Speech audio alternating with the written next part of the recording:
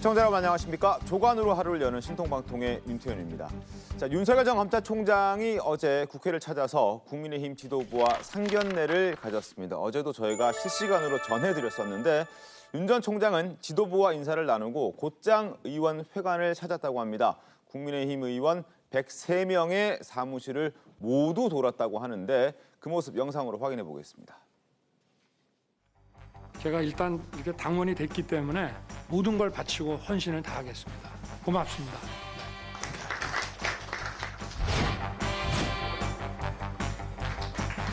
반갑습니다. 감사합니다. 고맙습니다.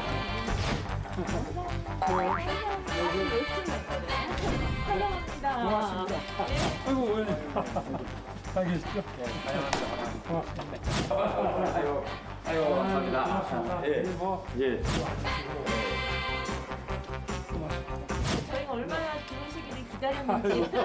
고맙습니다. 네, 너무. 식당에서 잘하셨어요. 윤범계도 나, 윤범계. 말 좀 도와주시고. 예, 예, 그렇게. 예, 예. 저 입당하면 누가 잘 해주신다고 그랬죠? 하나, 둘, 셋. 국민의힘. 자, 이후에 당직자들도 만났고요. 보좌진들도 따로 만났다고 합니다. 본인을 정치 초년생으로 소개를 하면서 좀 잘 좀 가르쳐달라 이렇게 몸을 낮췄다고 하는데 조금 전에 영상에서도 보셨듯이 특히 윤희숙 의원에게 입당하면 잘해준다고 하지 않았느냐 이렇게 너스를 떨기도 했었는데 정작 윤희숙 의원 본인은 내가 도와달라고 할 수도 있다라고 얘기하면서 애매모호한 답변을 했습니다. 화면 보겠습니다. 자, 파이낸셜 뉴스와 인터뷰였는데 지금 현재 윤 전 총장과 최재형 전 감사원장 측에서 러브콜이 굉장히 많다고 합니다. 고맙다, 고맙긴 합니다만 제가 나중에 도와달라고 할 수도 있고 누가 공격수가 될지는 아직까지 모른다라고 얘기를 하면서 일단 러브콜을 받진 않았습니다. 어떻게 좀 보여주세요? 그러니까 윤희숙 의원도 대선에 출마하겠다 이렇게 지금 얘기를 밝힌 네, 상태잖아요. 그렇습니다. 그러니까 지금 경선 국면 아닙니까? 네. 경선 국면에서 이제 본인이 만약에 지금 그 윤석열 전 총장이나 최재형 전 감사원장의 러브콜에 응한다면 그 대선 도전을 포기한다는 얘기가 되잖아요. 그러니까 그렇죠. 본인도 충분히 가능성이 있다 이런 의지의 표시다 이렇게 보이고요. 네. 앞으로 이제 정말 그 가능성을 본인이 보여줘야 되겠죠. 손정희 변호사님 어떻게 보셨어요?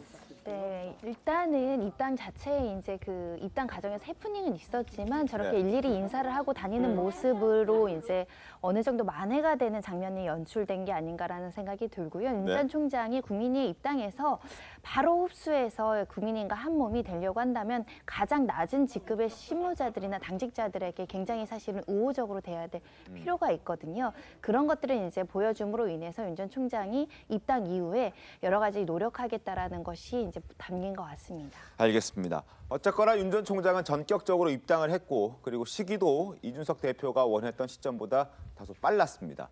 그런데 자꾸 뒷말이 나옵니다. 왜냐하면 지도부가 없는 지난주 금요일에 이른바 기습 입당을 했기 때문인데요. 지도부와 윤 전 총장 입당이 조금 다릅니다. 그 발언도 이어서 듣겠습니다. 제가 원래 2일에 이제 입당하는 것으로 저희가 사전에 양해가 있었는데 형식이 있어가지고는 굉장히 좀 아쉬운 부분이 있긴 합니다. 좀 섭섭하시죠, 솔직히? 아니죠. 의도가 뭔지 모르겠으니까 섭섭하기도 전이죠. 그런 충분한 소통하에 그렇게 입당을 하게 된 것입니다. 불확실성을 국민들께 계속 갖게 하는 것은 그건 올바른 처신이 아니라는 생각을 하게 됐고 제가 지도부에도 그 입당 시기가 그렇게 늦지는 않을 것이다 라고 이제 말씀을 드렸고 자, 이제 패싱 논란이 일고 있는 건데요. 민주당의 송영길 대표 역시 어제 오전 최고위 회의에서 노골적으로 윤 전 총장의 기습 입당에 대해서 당대표를 무시하는 것이다 라고 이야기를 했습니다. 그 목소리도 이어서 듣겠습니다. 좀 특이한 마치 특수부 검사가 압수수색 영장을 갑자기 예고 없이 집행하듯이 입당을 했는데 당대표를 노골적으로 무시한 행위가 아닌지 여러 가지 해석이 나오고 있습니다. 자, 권재웅 대변인님 일단 보시기에는 패싱 의도가 있었다고 보이십니까? 아니면 어떻습니까? 제가 이준석 대표도 잘 모르는 그 의도를 알지는 못하겠지만 근데 아무래도 뭔가 네. 소통이 잘 안 됐던 건 맞는 것 같아요. 그러니까 이준석 대표도 이야기하는 걸 보면 네. 사실 어떤 불쾌감을 드러내고 있다고 보여지거든요. 근데 어쨌건 이 과정을 보면서는 저는 윤석열 후보가 사실은 지도부, 국민의힘 지도부 입장에서 잘 소통되고 협의되는 후보는 아닌 것 같다는 인상을 주는 사건이긴 한 것 같습니다. 승재현 박사님. 기본적으로 그 전에 당 대표와 만났잖아요. 네. 만났다는 게 없으면 괜찮은데 저희한테 언론에는 안 나오지 않았지만 분명히 만나는 부분이고 저 당 대표도 이야기를 하듯이 8월 2일 날이라고 날짜를 딱 픽스를 해서 이야기를 하는 부분이 있고 네. 사실 정치라는 게 옛날에 검사가 가지고 있던 어떤 독불장군식의 한쪽의 방향으로 가는 게 아니라 지금 103명의 그 의원들과 같이 협의하고 그다음에 같이 소통하고 그리고 이 안에서 대통령 후보로서의 어떤 자기의 가치를 나타내야 되는데 첫 번째 도르는 모습이 약간 당대표와 또 다른 어떤 의원들 사이에 많이 협의가 안 되었다면 앞으로는 지금 저 낮은 모습이 보였잖아요. 낮은 모습대로 좀 같이 협의하고 소통하는 모습이 필요하지 않을까 그렇게 생각합니다. 근데 중간에 언론 보도가 큰 계기가 됐던 거는 맞는 것으로 보여요. 8월 2일 그러니까 7월 TV조선 보도에 따르면 7월 28일 날 만났다고 했잖아요. 네. 근데 그때 아마 통보를 한 것으로 보여요. 8월 2일 날 입당하겠다고. 네. 그런데 그 다음 날 밤 10시 조금 넘어서 데일리안이 보도를 했거든요. 8월 2일 입당을. 그러니까 아마 윤석열 전 총장 측으로서는 그거를 이준석 대표한테 통보를 했는데 그게 기사로 나갔단 말이죠. 나가니까 다음 날 기왕 이렇게 된 거 네. 그러면 그냥 오늘 입당하자 이렇게 입장을 바꾼 것 아니겠는가. 거기에 이제 이준석 대표 쪽에서 그 혹시 이 기사의 출처가 거기가 아니냐 하는 의심도 좀 저는 조금 있었다고 봅니다. 그러니까 어차피 기사가 났으니까 이거 가지고 또 계속 그날 그 다음 날 8월 2일까지 기다리려면 질문을 많이 받아야 되잖아요. 그러니까요. 그래서 전격적으로 결정한 것으로 객관적인 정황으로 보면 그런 것으로 보입니다. 알겠습니다. 어쨌든 뭐 여러 가지 목소리들이 많이 나오기도 합니다만 어쨌거나 지금 국민의힘에 입당을 했고 지도부 상견례도 마쳤고 그 자리에서만큼은 그래도 일심동체 대동소이가 아니라 대동단결로 가겠다라고 윤석 대표가 얘기를 하면서 일단 분위기는 좀 정리가 되어가고 있는 것 같습니다. 만평 그림 하나 보겠습니다.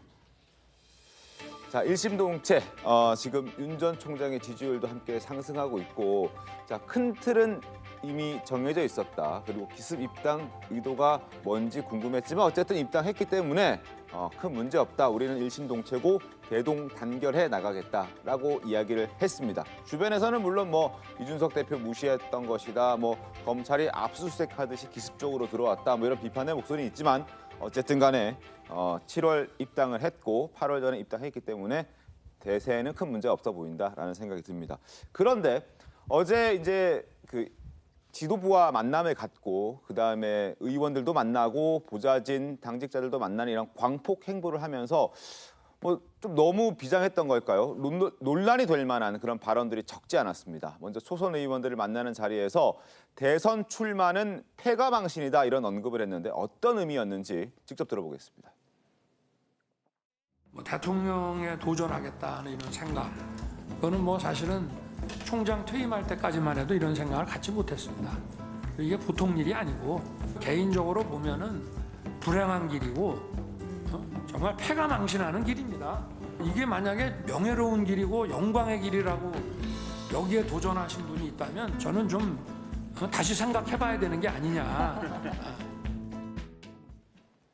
자, 지금 저렇게 얘기했습니다. 대선 출마는 패가망신, 불행한 길이다 이런 얘기를 했는데 이 목소리 어떻게 들으셨어요? 수신제가 치국 평천하. 네. 그러니까 사실 패가망신이 아니죠. 그 패가망신이 아니고 집안일을 잘 다스리면 그게 패가망신이 아니라 집의 영광도 될 수 있는 것이고 가장 중요한 거는 개인의 사사로운 이익이 아니라 정말 국가의 풍전등화 같은 위험이 있을 때 그 사람이 나가서 국가를 구하는 일이라면 사실 저런 표현은 약간 부적절했는 게 아닌가라는 생각도 들고 사실 초선 의원들 그 개개인이 국회의원 선거 나왔을 때도 저런 부담 다 있습니다. 네. 없지 않아요. 그럼에도 불구하고 국가를 위해서 대의를 위해서 그런 어떤 국회의원으로서의 국가를 지킨다는 의미에서 나왔다면 네. 저런 건 대동소이한 거니까요. 사실 이런 부분에 있어서는 언제나 신도가는 모습이 더 필요한 거죠.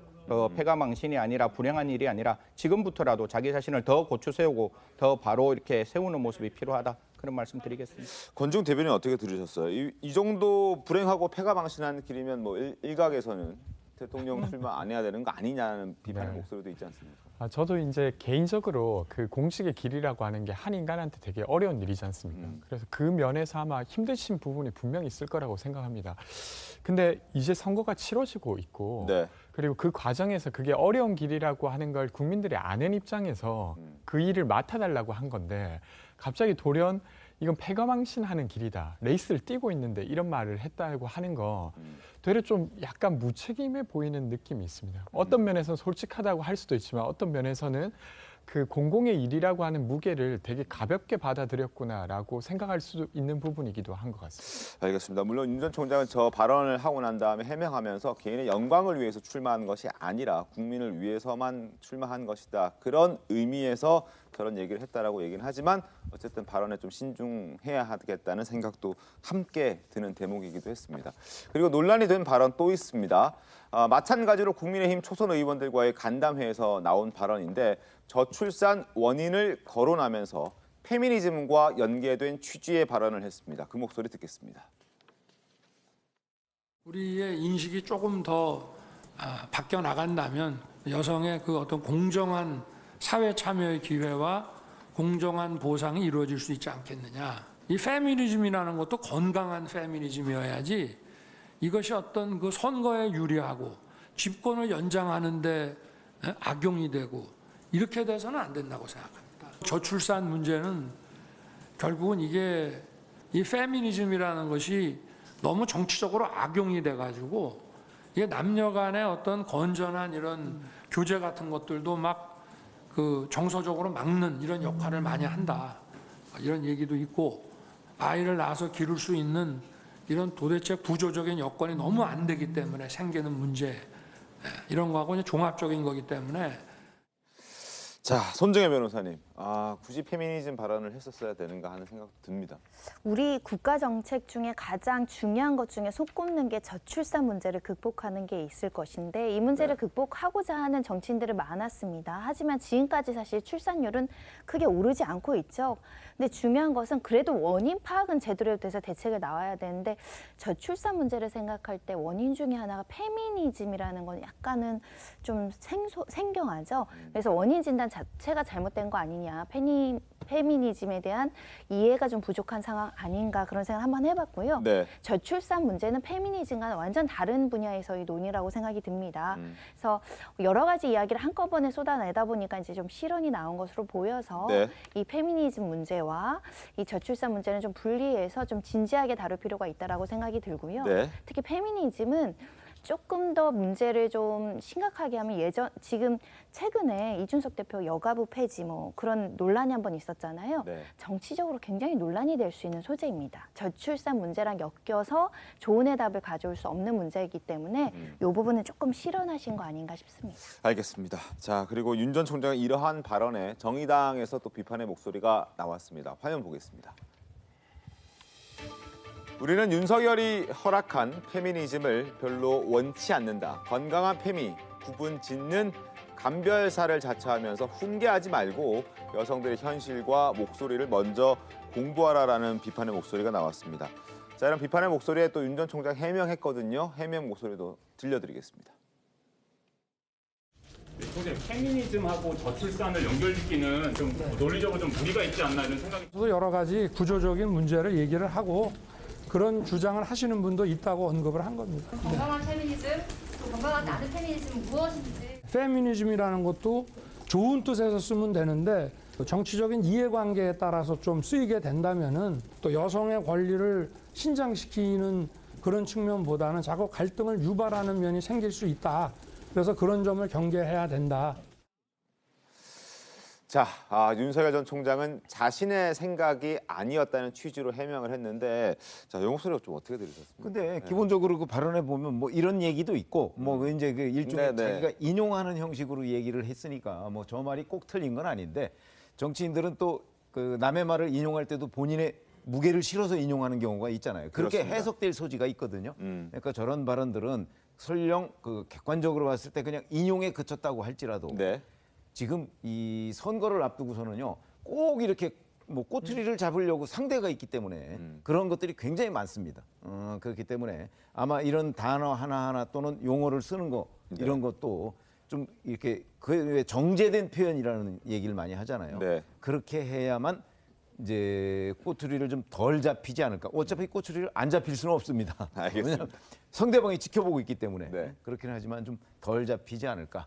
그게 일종의 우리가 흔히 얘기하는 여의도 문법이다. 이렇게 저는 말씀을 드리겠습니다. 네. 저는 사실은 이 문제는 좀 심각하다고 생각합니다. 심각하다. 왜 그러냐면 그러니까 어떤 기자가 질문한 것에 단답으로 대답하다가 이런 이야기가 나온 게 아니라 본인이 갑자기 이 인용을 하면서 네.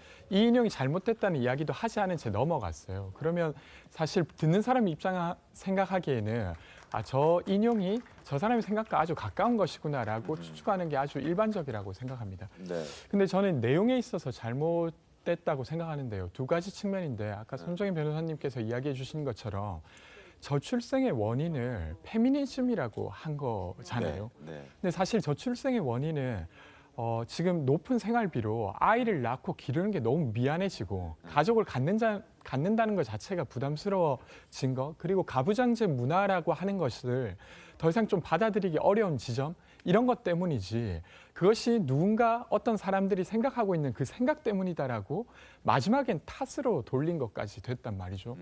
그래서 저는 대통령 후보로서 아주 실망스러운 부분이었다 이렇게 생각됩니다. 알겠습니다. 알겠습니다.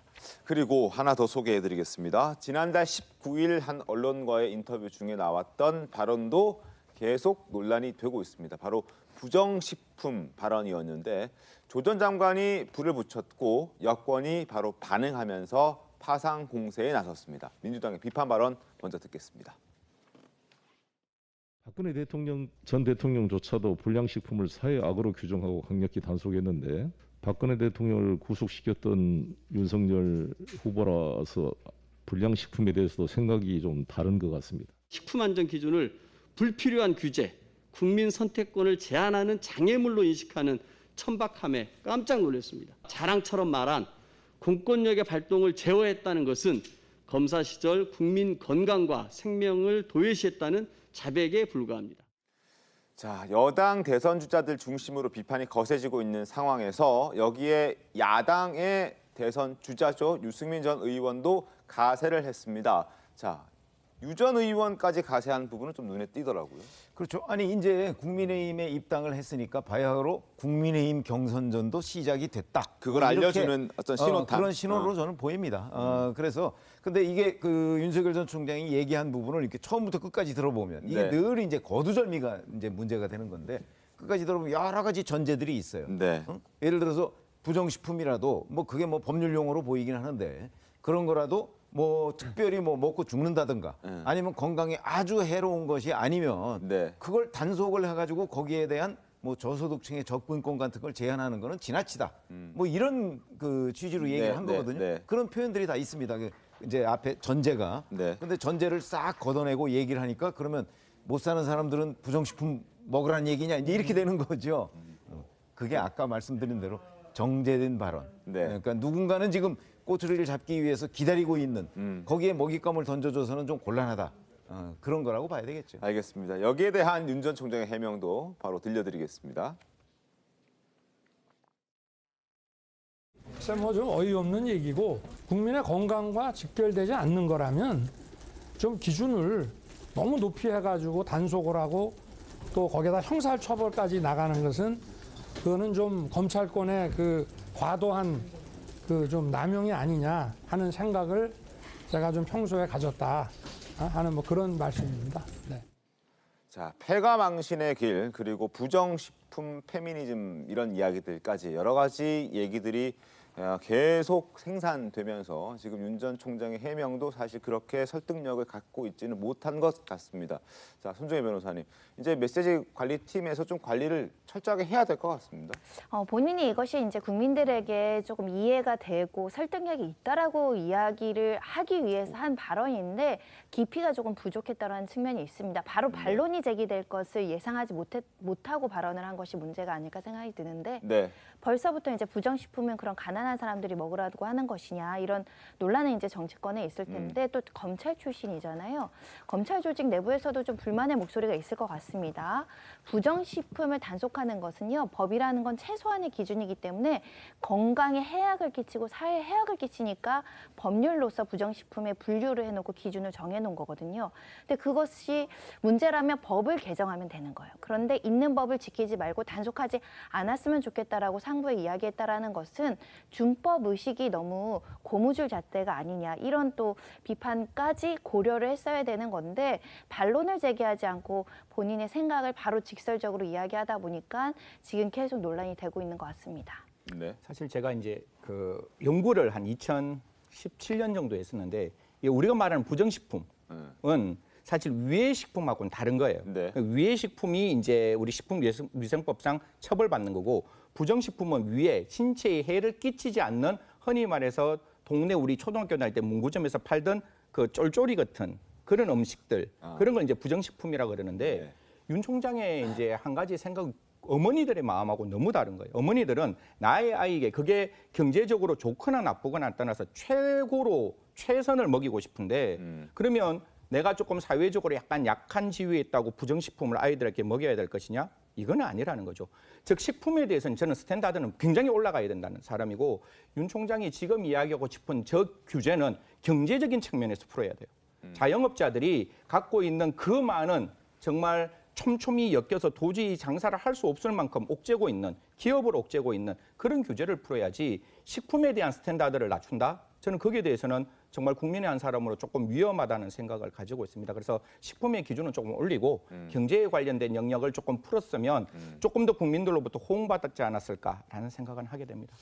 조금 짧게 덧붙이면 네. 저는 이게 그냥 단순히 말실수가 아니라 국가가 무엇을 해야 하는가에 대한 입장을 드러낸 것이라서 조금 우려스러운데요. 유승민 의원이 말하신 대로 정말 평소에 어떤 생각을 하는지 좀 충격적이다라고 한 것처럼 그러니까 사실은 그 국민의 건강이나 인간의 노동에 대해서 이게 시장에만 맡겨졌을 때 사실은 아주 평가절하되는 부분이 있어서 국가가 최저선을 만드는 거였습니다.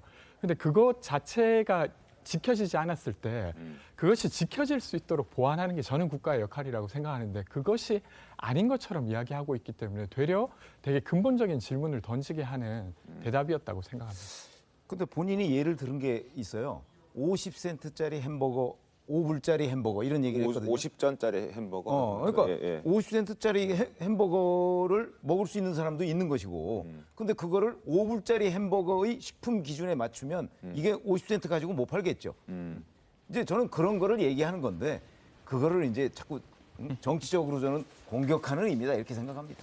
알겠습니다. 시청자 여러분께서도 한번 판단을 좀 해보셨으면 좋겠습니다. 그리고 이러한 발언들이 계속 논란이 되자 여권에서 이제 당연히 비판에 나섰습니다. 목소리 한번 보여드리겠습니다. 자, 신현영 의원, 의사 출신이죠. 윤석열 전 총장의 망언에 망연자실할 뿐이다. 이쯤 되면 까도 망언, 까도망 후보다 이렇게 얘기를 합니다. 그리고 오현주 정의당 대변인 윤석열 후보가 잇따른 부적절한 발언이 있는데 1일 1망언도 모자라 망언 제조기 수준이다라고 얘기를 했고요. 추미애 전 법무부 장관도 지적을 했습니다. 윤 전 총장의 언론이 엄청 진하게 화장을 해줬지만 화장빨이 하나씩 제거되고 있다. 국민의힘에 입당하면서 SOS를 쳤지만 결국 여러 실체, 하자가 이제 드러날 것이다 얘기를 하고 있습니다. 그리고 야권에서도 이러한 설화에 좀 우려를 내비쳤습니다. 김기현 원내대표의 목소리 듣겠습니다.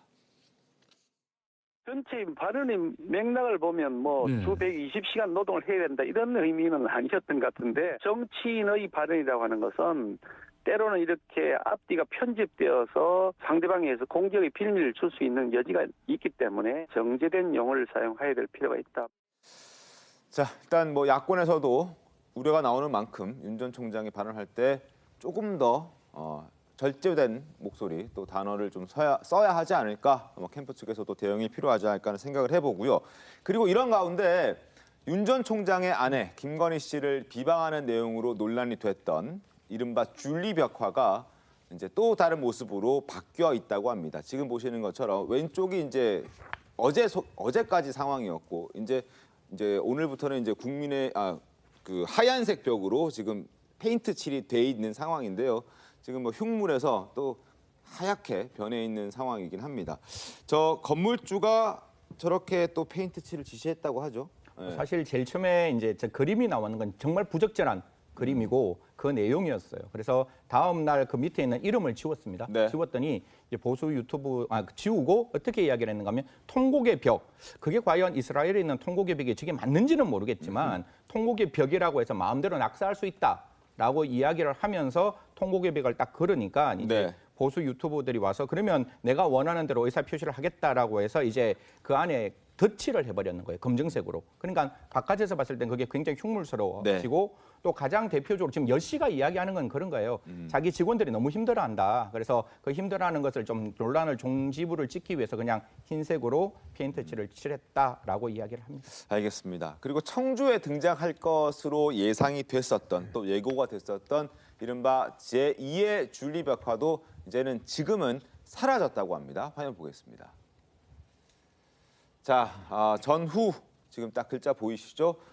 왼쪽에서는 사람이 줄리벽화를 그리고 있는 모습이 찍혀 있는데 뭐 논란이 계속 일어나고 여러 가지 문제가 발생한다는 생각이 들었는지 지금은 그냥 다시 또 회색으로 그냥 이렇게 색칠이 되어 있는 상황입니다. 줄리벽화는 그려지고 있던 벽화는 이제 사라졌고 깨끗하게 벽이 정리가 됐는데 일단은 뭐 저기 그리고 싶다고 했던 사람도 뭐 그리지 않겠다라고 입장을 밝혔죠. 더 새기지 않을 아니 저게 것 기본적으로는 자기가 사실은 거기 가서 뭐 이 서울 종로의 줄리벽화를 흉내내서 한번 그림을 그려보려고 하다가 아크릴판에 그렸다고 그러죠. 네. 그려보려고 하다가 뭐 날씨도 덥고 그래서 그리다가 말았다 이런 얘기거든요. 근데 그거를 자기 그 이제 SNS에 올렸는데 네. 그걸 누군가가 퍼날라서 지금 이 청주에도 뭐 줄리벽화 등장 예고 뭐 이런 식으로 나왔다는 거죠. 그렇게 본다면 본인이 처음에 의도했던 거는 완전히 무관하다 지금 이렇게 주장하고 있어요. 네. 그리고 그 아크릴판은 떼서 보니까 없애버렸더라고요. 그러면은 저걸 이제 옮긴 사람, 네. 그 사람의 SNS에서 퍼나른 사람, 이제 그 사람의 그 퍼나른 행위가 문제가 되는 것이죠. 그 사람은 자기 나름대로 그냥 일방적으로 해석해서 저 사람이 줄리벽화를 그리려고 했다 이렇게 옮긴 거잖아요. 그건 이제 아마 법률적인 문제, 뭐 본인이 문제를 삼을 수도 있다 지금 이렇게 얘기했던데 아마 그 단계까지 가지 않을까 이런 생각이 듭니다. 알겠습니다. 자, 그리고 윤 전 총장이 사람들을 만날 때마다 술을 곁들인다는 비판이 이제 여권을 중심으로 나오고 있습니다. 윤 전 총장이 얼마나 자주 마셨길래 이런 비판이 나올까? 윤 전 총장의 모습 잠깐 보겠습니다. 이 골목을 꺼내 몰랐네. 여기 아주 저녁에 소주 한잔 하기 딱 좋네. 어떻게 좀 영업은 좀 상관이 없는 상황인데 우리의 코로나 때문에 술이라는 게 이게 그래도 셋은 먹어야 이게 둘이만 먹으면 술 맛이 잘 안 나는데 둘이 좀 즐기면 즐기는 거야. 건강하시고 대선 꼭 좋은 결과 있으시고 고맙습니다. 자, 이하여. 더 빨리 뵀어야 되는데. 예. 그때 제가 가지고 아니 마치 무슨 방송국 저 드라마 스튜디오에서 술 먹는 맥주 먹는 장면 촬영하고 자, 윤 전 총장이 이제 이런저런 사람들 만날 때마다 술 얘기도 하고 또 술을 곁들이기도 했는데 사실 윤 전 총장뿐만이 아니라 정치인들이 술 마시는 모습들은 그동안 국민들이 흔히 볼 수 있는 모습이었습니다. 정치인들이 중요한 이벤트가 있을 때마다 술을 마시는 모습을 보여주기도 했거든요. 이어서 한번 그 모습도 보겠습니다. 제가 세 분한테 술을 얻어 마셔야 될 것 같아요. 더 집회해야 하는 거죠. 정권 교체 승리를 위하여! 하나의 팀을 위하여! 정권 교체를 위하여!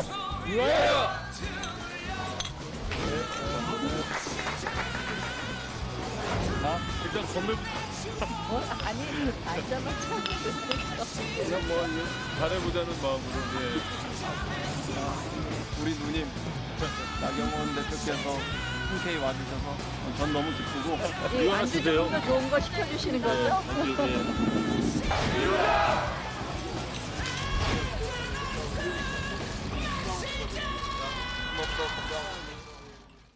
자, 저렇게 이제 흔히들 뭐 술을 많이 곁들여서 얘기를 하곤 했습니다. 그런데 자, 이재명 지사 캠프 대변인으로 합류를 했던 박진영 전 민주당 상근 부대변인이 윤 전 총장을 향해서 술꾼이라고 비난을 했는데요. 그것 때문에 또 문제가 발생을 했습니다. 화면 보겠습니다. 대권 후보의 활동이 술자리를 전전하는 것이란 말입니까? 그냥 술꾼으로 살든가 이렇게 얘기를 해버립니다. 그랬더니 이준석 대표가 술꾼으로 살라니요? 윤석열 후보가 어디 이재명 후보처럼 음주운전이라도 했습니까? 라고 맞받아쳤습니다. 그런데 이 문제가 더 불거진 건 박진영 대변인이 이 지사의 음주운전을 두둔하려 했던 그런 취지의 글을 썼던 게 발각됐기 때문입니다. 자, 어떤 말을 했는지 화면으로 보겠습니다. 음주운전 전력으로 사회 활동을 막겠다는 건 불공정이다. 이게 이제 지난달 15일에 정세균 총리가 했던 발언 때문에 저 이야기를 쓴 것인데 뒤늦게 좀 알려지면서 논란이 된 겁니다. 몇만 원의 대리비라도 아끼고 싶은 마음을 모르고 하는 소리다. 자, 바로 저 얘기 때문에 문제가 커졌습니다. 결국 해당 발언 때문에 윤 전 총장을 향한 비난이 되레 이 지사를 향해 버렸고 결국 박진영 대변인 본인 역시 캠프 합류 하루 만에 자진 사퇴하게 되는 모양새가 됐습니다. 관련해서 신문 보겠습니다. 자, 여당 내 공방이 번진 이재명, 윤석열 음주 논쟁. 결국 이 윤석열 전 총장을 공격하기 위해서 했다가 되레 자기 캠프의 사람들이 다치게 되는 상황이 벌어졌죠. 이게 사실 뭐 부메랑이 되어 버렸는 거죠. 음주운전, 그러니까 음주라는 게 사실 술을 먹는 것 자체가 절대로 나쁘지는 않습니다. 나쁘지는 않은데 그 술을 먹고 하는 음주운전은 굉장히 안 좋은 거예요. 그런데 지금 같은 경우에 이제 물론 뭐 그 대변인께서 이제 그런 의도로 갖고 이야기하지는 않았겠지만 분명히 자동차를 가져간 사람, 그럼 사회적으로 적어도 중상층은 된다는 거잖아요. 그 사람이 술 먹으러 가서 대리비를 아끼겠다. 그럼 처음부터 자동차를 안 타고 가면 되는 거예요. 그러니까 앞뒤의 문맥의 맥락이 전혀 안 맞는다는 거죠. 그래서 결국 술을 먹는 거는 타당하지만 술을 먹고 음주운전은 어떤 형태로도 해서는 안 된다. 그거는 선량한 시민에 대한 테러다. 이렇게 말씀드리겠습니다. 알겠습니다. 자, 박 전 대변인의 발언에 여야를 막론하고 서민 모독이라는 비판이 지금 이어지고 있습니다. 자, 이어서 보겠습니다. 하태경 의원입니다. 자, 음주운전 전과자 이재명 지사가 대선 출마한 것 자체가 코미디인데 대변인까지 나서서 삼복도의의 국민들 염장을 지르는가 이렇게 비판했습니다. 그리고 신인규 상근 부대변인, 국민의힘 상근 부대변인이 자기 후보 편을 들고자 하는 욕심이 있더라도 음주운전을 가난과 결부시켜서 정당화하려는 것을 어느 국민이 과연 납득할 수 있겠는가라고 또 비판을 합니다. 이뿐만이 아니라 배재정 의원, 이낙연 캠프 측 대변인인데 자, 이재명 후보 측이 윤 전 총장에 대해 대권 후보의 활동이 술자리를 전전하는 것이냐며 비판한 것이 부메랑이 돼서 과거 음주운전, 이재명 지사의 경력을, 음주운전했던 경력을 소환한 셈이다라고 이 얘기를 하고 있습니다. 자, 결국 박 전 대변인, 지금 배재정 의원의 얘기처럼 이 지사의 음주운전 전력만 재소환된 상황. 그래서 이 지사가 음주운전했던 2004년 150만 원 벌금을 냈던 이력이 있는데 이 지사가 자신의 음주운전 전과에 대해서 어떤 말들을 했는지 한번 들어보겠습니다. 민간인일 때 수십 년 전에 벌어진 일과 공직자로서 한 일은 좀 구분할 필요가 있겠다. 제가 잘못했다고 말씀드리지 않습니까? 그건 20년 가까이 전에 젊은 시절의 일인데 제가 잘못했습니다. 오바마도 마약 사범이었죠.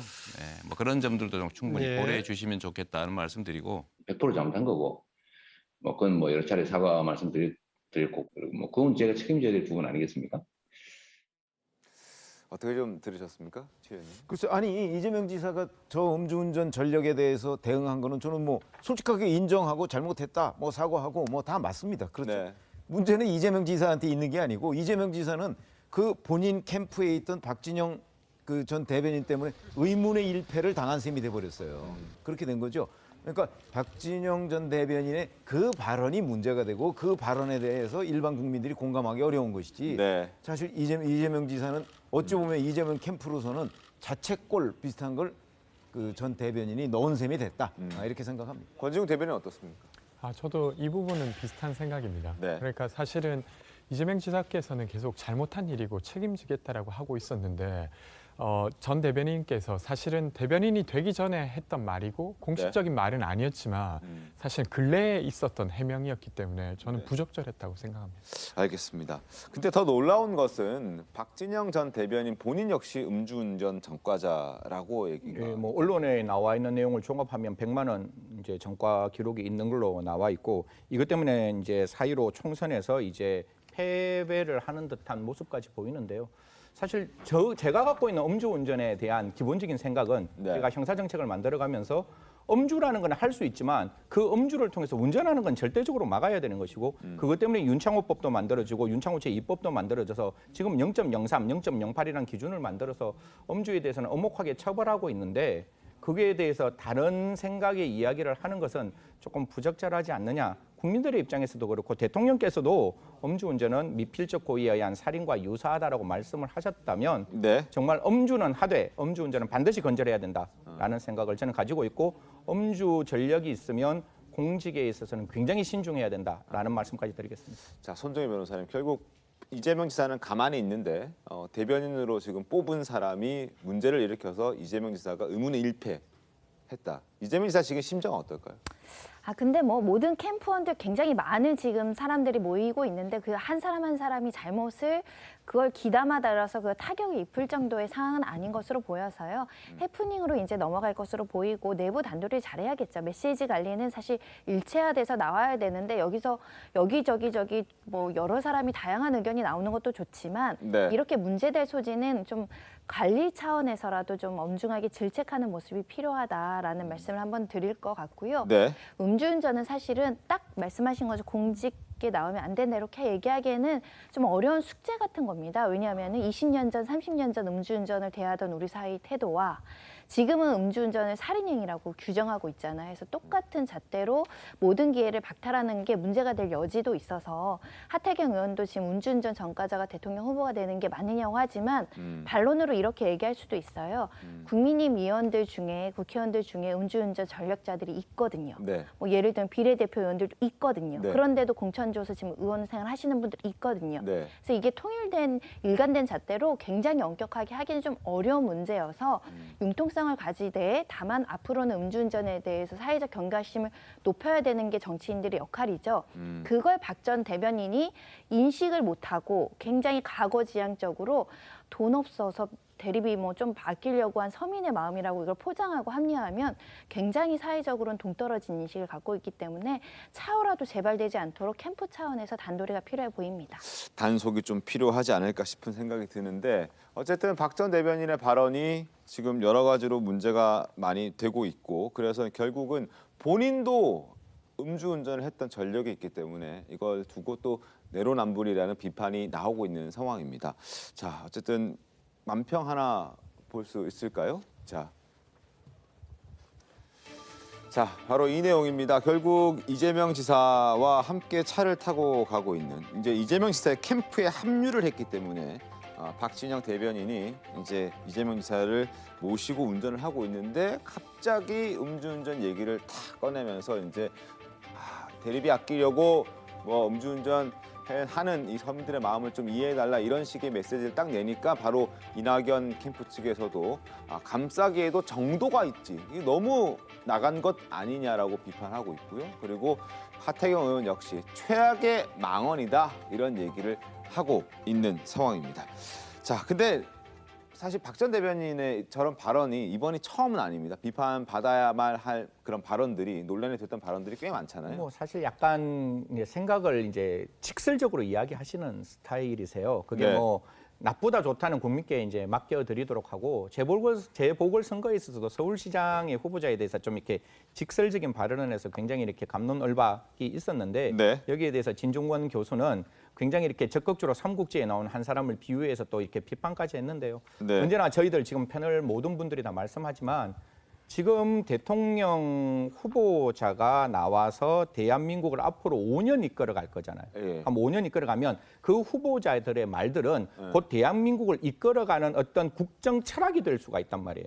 그러면 그 국정 차리게 되면 저희들이 음주운전해서 이제 사건 수사를 하다 보면 대표적으로 하는 말이 내가 조금 힘들어서 자동차 운전을 했고 운전할 수 있었고 대리비를 아끼기 위해서 운전을 했다라고 했을 때 그럼 다 면책을 줄 수 있느냐? 그게 대통령의 정치 철학이냐라고 물었을 때 그게 대해서는 굉장히 어려운 대답이 나올 수 있어서 정말 그게 여든 야든 정말 후보자께서는 당신의 말 한마디가 대한민국의 5년의 미래를 결정할 수 있다라는 그런 좀 옛날과 다른 말의 어떤 그 중대함이 좀 필요하다라고 말씀을 드리겠습니다. 알겠습니다. 뭐 결과적으로 보면 이재명 지사의 음주운전 전력이 좀 재조명이 되면서 역풍을 맞게 된 건 맞는 것 같은데 그래도 뭐 이재명 지사가 다시 한번 음주운전 한 것도 아니기 때문에 크게 뭐 또 흔들릴 것 같다는 흔들리지 않을 것 같다는 의견도 있는 것도 사실입니다. 한번 지켜보도록 하겠고요. 캠프 분위기도 뭐 단속해야 된다 이런 얘기도 나왔습니다. 자, 그리고 이 와중에 이낙연 전 대표 같은 경우에는 또 새로운 인물을 인재 영입했다고 합니다. 관련해서 신문 보도록 하겠습니다. 자, 문재인 대통령의 멘토 송기인 신부를 이낙연 전 대표의 후원회장으로 영입을 했습니다. 사실 뭐 문 대통령의 진짜 가장 대표적인 어떤 멘토였는 그 송기인 신부가 이낙연 후보자의 후원 회장을 맡았다라는 거는 결국 이낙연 후보자가 그 문심의 기본적인 어떤 생각의 중심이 있는 거 아니냐라는 생각도 보일 수 있는데 또 이와 전혀 반대되는 행보가 또 하나 나타나는 게 지금은 야인으로 돌아가는 양정철 그 민주연구원 원장은 오히려 이재명 지사와 접촉면을 넓혀 나가는 거고 흔히 말해서 어떻게 보면 그 문 대통령의 복심이라고 말할 수 있는 그 이재정 의원이나 그다음에 다른 의원들도 이재명 캠프에 들어가는 거잖아요. 이러다 보니까 도대체 대통령의 그 복심은 누구에게 향하고 있느냐에 대해서 여당 내에서도 좀 이렇게 여러 가지 생각이 갈리는 듯합니다. 근데 양정철 전 연구원장 같은 경우에는 이 친문에서 약간 벗어나 있다라는 목소리도 적진 않지 않았습니까? 뭐 물론 최근 들어서 있고 그다음에 뭐 저 윤석열 그 관계되는 영역에서도 좀 그런 이야기가 있었는데 그럼에도 불구하고 지금 양정철 그 민주연구원장의 그 움직임은 굉장히 여권 내에서도 굉장히 이렇게 좀 이렇게 얼러트 긴장하고 있는 모습으로 보입니다. 알겠습니다. 두 사람의 대결이 좀 점점 흥미진진해 가고 있는 상황인데 이 와중에 또 빠뜨릴 수 없는 여권의 대선 예비 후보 중에 한 명이죠. 바로 추미애 전 법무부 장관입니다. 추 전 장관도 대선의 꿈을 꾸고 김어준 씨의 방송에 자주 출연하면서 자신을 어필하고 있습니다. 최근에도 김어준 씨가 진행하는 방송에 출연을 해서 30분 동안 화기애애한 분위기 속에서 대화를 나눴다고 합니다. 어떤 이야기가 오고 갔는지 직접 들어보겠습니다. 표정도 변했고 말하는 투도 변했고 될 수도 있지만 뭐 안 되면 할 수 없고 그런 돼야 된다요. 절체절명의 절실한 시대 사명을 띠고 다스베이다에 와서 한 동지라도 더 얻을까 하고 안 될 수도 있는데 되고 싶긴 한데 그걸 이렇게 놓은 게 느껴져요. 되고자 노력하지만 동시에 그걸 놓은 게 느껴져가지고 얼굴에도 그게 막 드러나가지고 예뻐졌어요. 이 바쁜 시간에 저를 여기 불렀으면은 표에 좀 보탬이 되는 말을 해야지. 이게 보탬이 되는 말이에요. 정책 얘기 안 해도 돼. 총체적으로 변해가고 있다라고 사람들이 느끼게끔 만들고 있다는 거예요. 네. 남자분 중에 저렇게 저를 잘 관찰하고 정리해 준 분을 발견을 잘 못했어요. 오늘 너무 행복합니다. 그리고 김어준 씨가 추 전 장관에게 이런 질문도 했습니다. 자신의 단점과 강점이 뭐냐 이런 걸 묻는 질문도 했는데 추 전 장관은 자신의 약점으로 이런 걸 꼽았습니다. 나는 뻔뻔하지 않다. 이렇게 자신의 단점을 얘기했는데 직접 한번 들어보시죠. 저의 약점이라면 좀 뻔뻔하지가 않아요. 한 총리님께서 책을 저한테 보내주셨어요. 계속 이 책을 끼고 다니면서 읽을 시간이 없는 거죠. 내가 책을 다 읽고 허락을 받고 이런 절차가 있는 것이지 참모가 그러다 시간 다 가게요. 그러니까. 세상을 바꿀 국리를 끊임없이 하고 또 거기에 공감을 한다라는 거예요. 뻔뻔하지 않은 게 자신의 약점이다라고 얘기했는데 권지웅 대변인님 동의하십니까? 아마 이 질문을 하신 건 아무래도 국민들이 보기에는 잘 납득하기 어려울 거라고 보셨을 것 같은데 저도 비슷한 생각입니다. 그러니까 근데 이제 저 발언 자체가 문제라고 생각하지는 않아요. 네. 개인이 생각하기에 그럴 수 약점은 있죠. 조금 더 뻔뻔했으면 더 정치를 잘할 수 있었을 텐데 그러지 못한 게 좀 아쉽다 이렇게 할 수 있고, 근데 국민들이 보기에는 되게 강직하다고 볼 수도 있고 어떨 때는 되게 강고하다고 느낄 만큼 뻔뻔스럽게도 자기의 입장을 잘 표현하는구나라고 느끼실 때도 있는 것 같아서 네. 저 표현이 듣는 국민들에게도 약간 저렇게 생각하시는구나 정도로 넘어가지 않을까 싶습니다. 과거 그 노태우 후보가 1987년에 위대한 보통 사람들이라는 캐치프레이즈로 굉장히 성공적인 선거운동을 했다 이런 평가를 받고 있거든요. 그만큼 정치에서는 사실 보통 사람, 우리가 흔히 국민의 눈높이라고 얘기하잖아요. 그런 그 기준이 굉장히 중요해요. 근데 여기에서 추미애 전 장관이라는 말을 딱 빼버리면 네. 뻔뻔하지 않다는 거는 절대 누구의 약점이 될 수가 없어요. 그렇죠? 강점이 되겠죠. 네. 그런데 추 전 장관은 이걸 본인의 약점으로 지적을 하고 있어요. 그래서 추 전 장관이 참 보통 사람은 아니다. 저는 그런 느낌을 받았습니다.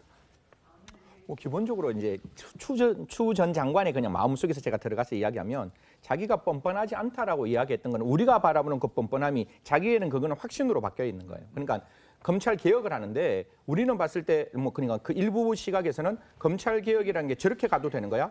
과연 그 법무부 장관으로서 저렇게 수사 지휘권을 하는 게 맞아? 저렇게 인사하는 게 과연 법치에 맞아? 이런 생각을 가지지만 추 전 장관의 입장에는 그게 검찰 개혁이고 그게 정답이고 그게 정의인 거예요.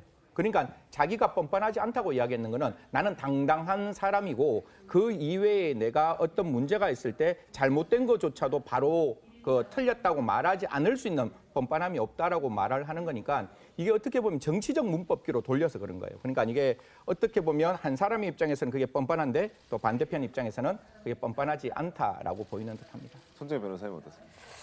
저는 그 누군가를 저격하는 멘트로 들리는데요. 누구는 뻔뻔한데 나는 뻔뻔하지 않다. 아하. 네, 그렇게 해석될 여지가 저격하는 것 있어서 같습니다. 뭐 추 전 장관이 지금까지 이제 대척점에 있는 윤 전 총장을 거론하면서 정치적 중립성이나 또 국민이 밀당하는 그 자체가 좀 뻔뻔하다라고 본인의 어떤 기반의 생각이 저렇게 나는 뻔뻔하지 않아서 좀 부족하다라고 한 게 아닐까도 생각해 봅니다. 알겠습니다.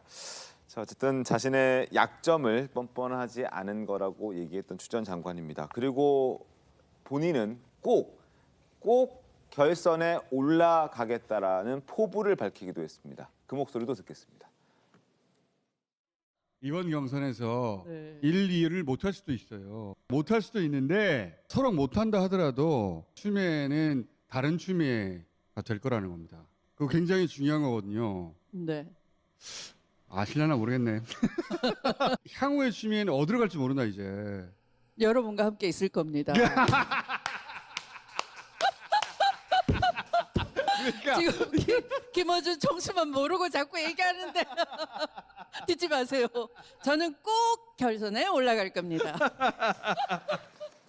자, 김어준 씨가 들으신 대로 1, 2위를 못할 수도 있다라고 얘기를 하지만 추 전 장관은 받아들이지 않습니다. 꼭 결선에 올라갈 수 있다라고 얘기를 하는데 잠깐 짧게 전망을 좀 해볼까요? 어떻습니까? 아니 그 이제 한 10월 10일쯤 결정하잖아요. 네. 근데 그때까지 무슨 일이 벌어질지는 모르지만 오늘날 요 8월 3일 이 시점에서 보면 누구도 그런 생각을 하지 않죠. 결선에 갈 것이라는. 그럼요. 네. 아니 지금 우리가 조금 전까지 얘기했잖아요. 네. 이재명 경기도지사와 이낙연 전 민주당 대표 간에 아주 치열한 지금 경선전이 벌어지고 있잖아요. 뭐 그 사람들이 1, 2위권에 있고 다른 사람들은 지금 열심히 자기를 어필하고 있지만 네. 국민들의 지지를 받지 못하고 있다. 이 사람들에 비해서 그거는 현재까지의 명확한 사실 아닌가요? 네. 저는 말하신 대로 현실적으로 가능성은 좀 낮아 보이지만 그 3등, 4등 후보로서 저런 네. 의지를 피력하는 건 응원드리고 싶습니다. 알겠습니다. 네. 자, 추 전 장관의 바람대로 결선에 올라갈 수 있을지 한번 지켜보도록 하겠습니다. 자, 마지막 소식으로 가겠습니다. 마지막 소식은 연예계 소식을 준비했습니다. 배우 김용건 씨가 자신의 연인에게 임신 중절을 강요했다는 혐의로 피소가 됐다고 합니다. 자, 손정혜 변호사님 구체적으로 말씀 좀 해주십시오. 일단 고소인 A 씨는 이제 경찰서에 올해 초에 김영건 씨 아이를 이제 임신한 것을 알고 이를 알렸는데 이 소식을 들은 김영건 씨가 임신 중절을 강요를 했다라고 이제 강요 미수 혐의로 지난달 23일 이제 고소를 했다라는 것입니다. 네, 그렇군요. 지난달 23일에 중절을 강요했다. 그래서 강요 미수 혐의로 고소가 된 상황인데 여기에 대해서 김영건 씨 입장이 좀 나왔습니까? 2014년 4월에 이제 임신 소식을 들었다라는 것이고요. 이제 네. 솔직하게 서로 미래를 약속한 사이거나 계획했던 상황이 아니었기 때문에 기쁨보다는 걱정부터 앞서서 특히 이제 내 나이, 양육 능력, 아들들을 볼 면목, 사회적 시선 때문에 걱정이 됐다. 그래서 상대방에게 현실적으로 무리라고 말했고 상대방은 생명이 소중함을 그때 이제 강조를 해서 21년, 그러니까 올해 5월 21일 날 자신이 변호사 이야기하라면 이제 연락을 차단했다라는 네. 것이고요. 조금 늦었지만 체면보다는 아이가 소중하다는 걸 뒤늦게 이제 지각을 하고 5월 23일부터 최근까지 상대방과 상대방 변호사에게 출산과 양육의 책임을 다하겠다라는 뜻을 여러 차례 밝혔다라는 입장을 전했습니다. 그러니까 2021년 올해 4월에 임신 소식을 처음 들었는데 그때는 여러 가지 걱정 또 고민 이런 것들이 한꺼번에 몰려오면서 중절을 해야겠다, 얘기를 해야겠다라는 생각을 했지만 결국 나중에 생각이 바뀌었고 5월 23일부터 최근까지는 출산과 양육에 책임을 다하겠다라는 입장으로 선회했다는 그런 김영건 씨의 입장이었는데 자, 상대 여성이죠. A씨 측의 입장도 한번 들어보겠습니다. 그러니까 저를 상담하기 바로 전까지만 해도 왔던 문자들은 너무 잔인했어요. 낙태랑 양육비 포기각서. 양육비도 받지 않겠다. 돈 한 푼 안 받겠다라고 써라. 라고 하시고 애 지워라 하신 분이 갑자기 변호사님 냈다고 그러니까 너랑 행복하게 살고 싶다라고 하면은 소름 끼치겠죠. 자, 김영건 씨가 얘기했던 것과 입장이 좀 다르네요. 그렇죠. 네. 생각이 다릅니다. 김용건 씨의 말만 들어봤을 때는 현실적인 걱정, 그러니까 본인의 지금 나이라든지 왕성한 사회활동을 하고 있는 두 아들들에 대한 어떤 입장, 그리고 본인을 바라보는 사회적인 시선, 이런 것들을 고려할 수밖에 없었다. 이런 이야기를 했는데 막상 고소인 측의 이야기를 들어보니까 결이 좀 상당히 다르죠. 그러니까요. 거의 그 걱정 수준이 아니라 낙태를 해라. 양육비 포기각서를 써라. 그러니까 어떤 뭐 강압적이고 협박식이었다라는 이야기가 언급이 되고 있습니다. 그러니까요. 그래서 이 관련 증거까지 언급을 하면서 반박을 내놓은 상황인데요. 그래서 고소인 측 변호인 측에서는 보다 조금 더 김영건 씨가 책임 있는 자세가 필요하다. 진심 어린 사과와 또 반성이 선행이 돼야 된다. 이런 입장을 밝히고 있습니다. 자, 변호사의 얘기가 들어보면 너무 잔인했다. 애를 꼭 지워라. 포기각서도 써라. 돈 한 푼 안 받겠다고 써라. 이렇게 더 이상 협박을 했다라고 지금 변호사 측은 얘기를 하고 있는데 지금 김영건 씨 얘기랑은 너무나 차이가 나서 이 부분 지금부터 한번 살펴보겠습니다. 자, 김영건 씨 스캔들 일단 화제가 되고 있긴 합니다. 두 사람의 만남 그리고 나이 차이 이런 것에도 관심이 쏠리고 있는데 승재현 박사님 네네. 어떻게 만났고 나이 차이가 얼마나 납니까? 사실 뭐 이게 두 사람이 연인 관계라서 뭐 나이 차이나 만남이라는 게 또 뭐 저희들이 가십거리로 나오게 되는데 그래도 워낙 나이 차이가 많다 보니까 나이 차이가 39 그러니까 약 한 40년 차이가 나는 거죠. 그러니까 39살 차이가 난다. 예, 39살. 그러니까 만났을 때 60대였고 그 김용건 씨는 그 피해 여성은 지금 20대였기 때문에 네. 그런 차이가 굉장히 이렇게 세간에서는 많은 어떤 갑론을박을 또 불러 일으킬 뿐만 아니라 네. 또 만나는 장소도 지금 나와 있는 거하고는 좀 여러 가지 어떤 그 연애 뉴스들은 좀 달리 나오더라고요. 그래서 어떤 그 드라마를 마치고 끝나는 피로연장에서 이제 만났다라는 게 일반적인 중론인데요. 또 이 부분도 앞으로 이제 어떻게 내용이 펼쳐질지는 저희들이 조금 지켜봐야 될 것이라고 보입니다. 그럼 꽤 오래 전부터 그렇죠. 예. 그 지금 와서 화제가 되는 거지만 사실 처음 만남이 있었던 게 2008년에 있었던 일입니다. 그러니까 근데 그 당시에 또 이 고소인 측의 나이가 24이었다고 해요. 그러니까 그때 당시 어린 나이에 김용건 씨 나이가 이미 60대였다는 점, 네. 이 나이 차이와 함께 그 만남이 여태까지 13년 동안 이어져 왔다는 점, 거기다가 최근 들어서는 아기까지 생겼다는 점, 여러 가지 요인들이 참 놀라움을 주고 있는 것 같습니다. 그러니까 사실 이게 조금 저도 이제 그 변호인 측을 좀 알고 있어서 제가 간접적으로 정말 간접적으로 들었는데 지금 이제 한 10여 년 정도 만났는 거잖아요. 중간에 잠시 또 이렇게 약간 소강적인 어떤 약간 정지되는 상태도 존재를 했는 것 같고 지금 보면 4월에 연락이 왔으니까 그러면 최근에 다시 또 적극적인 만남이 있었는 거잖아요. 그러니까 이제 임신한 사실도 있는 거라서 이 두 가지에서는 좀 굉장히 이렇게 중립적인 시각에서 이렇게 좀 사건을 좀 바라봐야 되지 않을까 그렇게 생각합니다. 그러니까 뭐 13년 동안 만났지만 중간에 이렇게 뭐 만남과 헤어짐이 반복됐다 이 네, 말씀인가요? 네, 알겠습니다. 변호사랑도 잘 압니까? 아니 그거는 어느 한쪽의 주장일 수도 있죠. 그럴 수도 있죠. 그래서 제가 양쪽 주장이 그러니까 뭐 A 씨 측에서는 그런 얘기를 안 할 수도 있는 것이고 또 김용건 씨 측에서는 또 그런 얘기를 할 수도 있는 것이어서 그래서 제가 아까 이 사건 관계는 조금 이렇게 지켜봐야 되는 부분들이 좀 있다는 거. 알겠습니다. 양쪽 얘기를 뭐 다 들어봐야겠죠. 어쨌든 지금 보도가 되어 있고 나와 있고 확인된 내용들 중심으로 지금 저희가 설명을 좀 드리고 있는데 어쨌든 39살이라는 나이 차이가 믿어지지 않습니다. 그리고 심지어 당시에 김용건 씨 만날 당시에 2008년도에 김용건 씨의 나이는 63세, 고소인인 여성의 나이는 24세였다는 점이 더더욱 놀랍기도 한데 자, 김용건 씨 과거 연인과의 나이 차이에 대해서 이렇게 언급한 적이 있다고 합니다. 어떻게 얘기했는지 목소리 한번 듣고 또 이야기 이어가겠습니다. 김광규 씨에게는 어떤 여자가 어울리실 것 같으신가요? 그러면 뭐 한국 여성이면 되고요. 10살 정도의 차이 나는 여자. 10살까지는 연하에 2세 계획도 가져야 되니까 조금 한 10년 정도 지금 차이가 있으면은.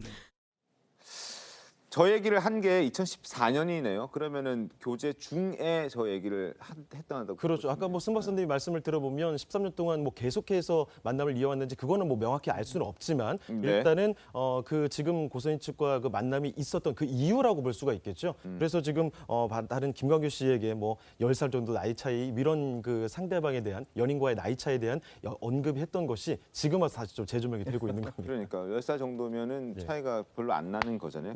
그 기준으로 39살 차이 나는 여성을 사귀고 있는 그 기준으로 본다면 10살 차이는 뭐 별로 중요하지 않다 이렇게 보는 거죠.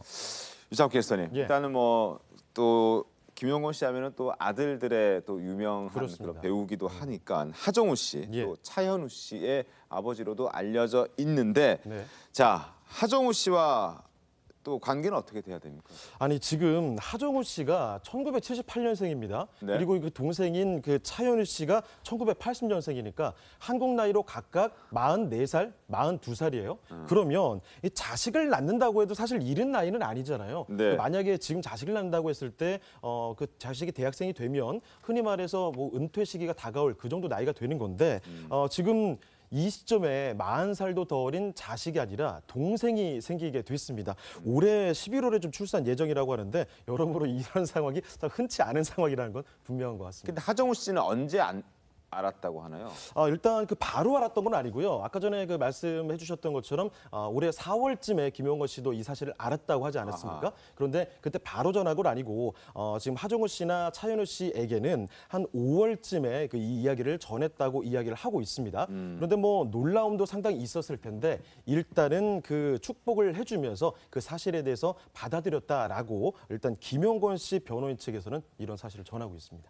그 아기가 생겼다는 거는 올해 5월쯤에 알았지만 교제하는 거는 그 전부터 알고 있었겠네요. 그러면. 그럴 가능성도 있다는 거죠. 왜냐하면 그 하정우 씨가 이전에 한 예능에 출연해서 2015년쯤에요. 한 예능에 출연해서 그 김용건 씨와 대화를 나눴던 장면이 지금 와서 굉장히 또 화제가 되고 있거든요. 어떤 대화를 나눴어요? 그때 당시에 한 영화를 언급을 했어요. 그 뭐 베스트 오퍼라는 어떤 영화가 있다. 그런데 이 영화의 내용이 70대 아저씨와 또 20대가 사랑하는 이야기다. 한번 아버지께서 보시면 재밌을 거다라고 이야기를 했거든요. 그런데 그 상황이 지금 딱 맞아 떨어지지 않습니까? 베스트 오퍼라는 영화. 그렇습니다. 그런데 이게 사실 알고 보면요.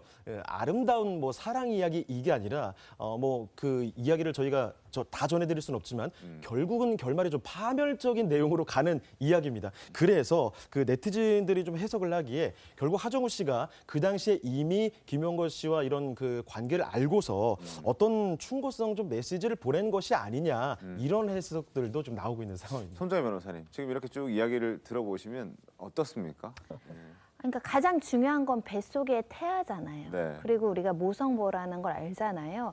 어찌됐든 지금 분쟁과 서로의 이제 어떤 공방을 겪고는 있지만 김용건 씨는 그 아이의 아빠고 그 여성 고소인 A 씨는 뭐 한참 어리지만 어찌됐든 첫 출산을 하는 좀 굉장히 배려받아야 되는 상황이라는 점을 인식을 해야 될 것 같고요. 양쪽에 이제 대리인들도 있고 법무법인도 있는데 가장 중요한 건 이 태아가 나와서 우리 사회에서 누구누구 아버지의 자식이라고 불릴 텐데 안전하고 건전하게 자라고자 한다면 일단 고소 사건도 뭐 예를 들면 그게 제가 성립된다면 처벌받아야 될 사람은 처벌받아야겠지만 또 원만하게 합의할 지점들이 없을까 좀 중재적으로 좀 노력들을 많이 할 필요가 있다. 어찌됐든 가장 중요한 건 아이니까요. 그래서 이 사건을 보면서 조금 안타까운 마음이 있었고요. 고소하기 전에 좀 적절하게 사과하고 마음을 위안 삼을 만한 여러 가지 행동들을 하셨어야 되는 게 어른의 마땅한 모습이 아닐까라는 아쉬움도 들고 그렇다고 또 친부인데 이렇게 또 강력한 조치를 하는 것이 맞는가라는 생각도 드는 좀 복잡 미묘한 사건입니다. 알겠습니다. 자, 하정우 씨가 언급한 베스트 오퍼라는 영화 짤막하게 한번 준비를 해봤습니다. 함께 보시죠. 네. Why do you systematically avoid meeting me? I haven't left this house since I was 15. I mean, he's never seen her face. Not only him, no one has. What's she like? I suppose feeling a certain interest in a person that she's beautiful. Since you came along, you've turned my life upside. 자, 뭐 저런 영화입니다. 다 보여드릴 수는 없으니까 짤막하게 한번 준비를 해봤습니다. 자, 하정우 씨 입장도 궁금한데요. 어떻습니까? 지금 뭐 어떤 입장을 밝히지는 않았습니다. 뭐 아는 바는 전혀 없다라고 일축한 상황이고요. 아버지와 관련된 이번 일에 대해서 굳이 어떤 언급을 하고 싶어하진 않는 그런 눈치가 보여요. 네. 왜냐하면 사실 지금 그 하정우 씨 개인적으로도 프로포폴 불법 투여 의혹 이거 관련해서 다음 달 10일인가요? 이 재판을 좀 앞두고 있는 상황입니다. 그렇죠. 이런 상황에서 괜히 더 본인이 지금 아버지와 관련해서 언론에 좀 거론되는 사실 자체가 본인에게 좀 부담으로 다가올 수 있는 그런 상황이기 때문에 네. 이에 대해서는 입장은 크게 밝히진 않고 있는 상황입니다. 알겠습니다. 어쨌든 김용건 씨는 결과적으로 지금 76세라는 나이에 아이를 얻게 됐습니다.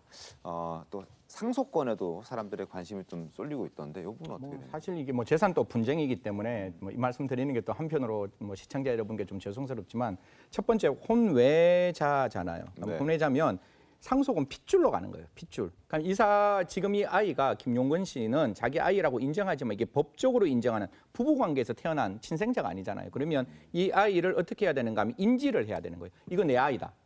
그러니까 어머니는 어머니 뱃속에서 아이가 나오기 때문에 인지가 필요 없는데 아버지는 누군지를 알 수 없으니까 내가 저 사람이 나의 아이라고 인지를 해야 호적에 지금은 이제 호적은 없어졌지만 들어오게 되는 거고 그게 아니면 이제 두 사람이 결혼하면 준정이라 그래가지고 우리 민법상 그 혼생 중 아이로 지금 나올 수가 있어요. 그래서 지금 두 가지는 과연 김용건 씨와 이 피해 여성이 결혼할 것인지 그리고 이 아이만 인지할 것인지 이게 첫 번째 문제고 만약에 아이만 인지하면 하정우 씨와 이 아이는 똑같습니다. 그냥 상속분이 똑같이 되는 거고 만약 부인까지 들어오면 1.5 대 1대 1 이래가지고 한 70%가 지금 있는 이 피해 여성 쪽에 재산이 넘어갈 것이고 만약에 그렇지 않다 할지라도 양육비 청구권은 가능하니까요. 이게 사실혼 관계라 할지라도 양육비는 만 19세까지 이제 지급해야 되는 부분이 있습니다. 알겠습니다. 상속권 질문 제가 괜히 드린 것 같습니다. 이게 상속권보다 태아가 건강하게 태어나서 맞습니다. 사회에 또 잘 적응해서 살아가는 게 더 중요하다는 생각이 또 질문 드리고 나니까 또 생각이 드네요. 네. 하여튼 잠시 뒤에 돌아오겠습니다. 네. 네, 오늘 준비한 신통방송 여기까지입니다. 내일 더 신통하게 돌아오겠습니다. 고맙습니다.